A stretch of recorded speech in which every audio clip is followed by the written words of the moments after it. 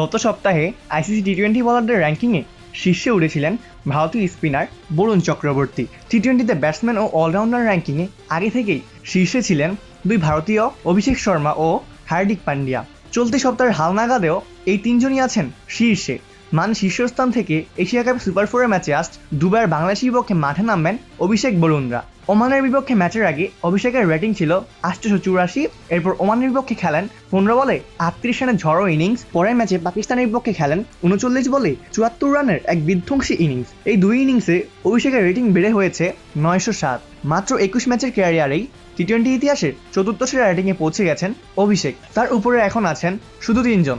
David Malan 919 rating নিয়ে আছেন, সূর্যকুমার যাদব আছেন 912 রেটিং ও বিরাট কোহলি আছেন 909 রেটিং নিয়ে। টি-20 ব্যাটসম্যান দ্বিতীয় স্থানে আছেন ইংল্যান্ডের আরেক ওপেনার ফিল সল্ট। তার রেটিং পয়েন্ট 844।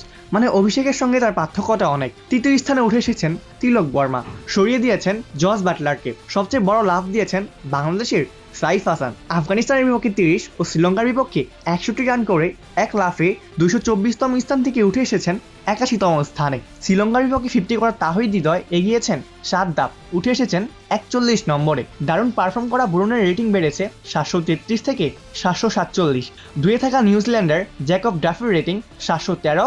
এর চেয়ে 30 পয়েন্ট এগিয়ে আছেন বরুণ। র্যাঙ্কিংয়ে বলার মতো এগিয়েছেন বাংলাদেশের মোস্তাফিজুর রহমান। শ্রীলঙ্কার বিপক্ষে 4 ওভারে 20 রান দিয়ে 3 উইকেট নেওয়া এই বাঁহাতি পেসার 15 থেকে উঠে এসেছেন 9 নম্বরে। যৌথভাবে রাশিদ খানের সঙ্গে 9 নম্বরে আছেন মোস্তাফিজুর রহমান। টি-20তে শীর্ষ অলরাউন্ডার র্যাঙ্কিংয়ে পান্ডিয়ার রেটিং পয়েন্ট 237 থেকে বেড়ে দাঁড়িয়েছে 238।